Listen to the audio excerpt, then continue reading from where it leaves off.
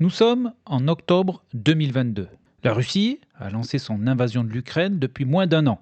Et je vous propose d'analyser un combat de chars qui a eu lieu sur le front de Louhansk, plus précisément à l'est de la ville de Kupiansk, en octobre 2022, dans le petit village de Yaïdne, à l'est de Stepova Novoselivka. En ce mois de décembre 2022, donc comme vous pouvez ici le constater, nous sommes dans la zone grise, dans la zone des combats à l'est de la ville de Kupiansk. Et un T-80 russe va s'engager dans ce village de Yaïdne par l'est et faire face à 3 chars ukrainiens.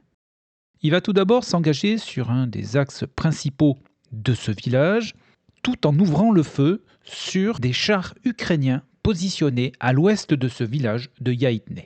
En début de vidéo, nous observons donc ce char russe emprunter cet axe et en face, un premier char ukrainien fait marche arrière face à l'avancée de ce char et il va passer à proximité d'un autre char ukrainien qui lui a déjà été détruit. La vidéo ne nous permet pas d'affirmer avec certitude que c'est bien le char russe qui a détruit ce premier char ukrainien, mais ce dernier est détruit en tout état de cause. Il a peut-être été détruit avant l'engagement des chars.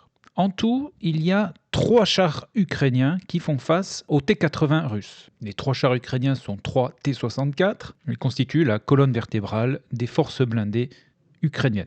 Un premier char ukrainien est détruit. C'est à ce moment-là que l'équipage du char russe hésite et, après mûre réflexion, fait marche arrière et va se camoufler derrière cette zone boisée.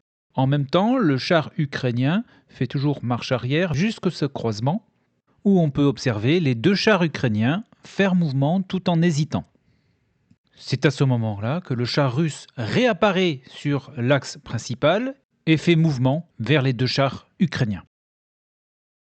Lorsque le 3e char ukrainien est arrivé à ce carrefour, on le voit faire feu sur une position au nord-est, ici, d'où ensuite s'extrait des fantassins russes qui courent à travers champs en direction de l'est. Et après ce passage, le char russe va faire de nouveau une tentative sur l'axe afin de progresser dans ce secteur qui est disputé.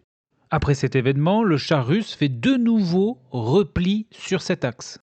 Puis il revient sur sa position et ouvre le feu une dernière fois dans cet affrontement. Et c'est certainement ce dernier coup qui a eu raison du 2e char ukrainien qui est positionné sur le carrefour plus loin. En fin de vidéo, nous verrons également que le char russe a été détecté et il est couvert par l'artillerie ukrainienne qui commence à ajuster ses tirs. En fin de vidéo, le 3e et dernier char ukrainien intact battra en retraite et le char russe connaîtra également la destruction puisque sa carcasse sera retrouvée ici, exactement, quelques jours plus tard. Voilà, le duel de chars d'octobre 2022 s'achève. Les Ukrainiens ont perdu 2 chars et les Russes 1. À savoir que ces combats ont lieu actuellement à une dizaine de kilomètres de l'actuelle ligne de front, pour vous donner donc une idée de l'évolution de la ligne de front dans ce secteur ces 4 dernières années.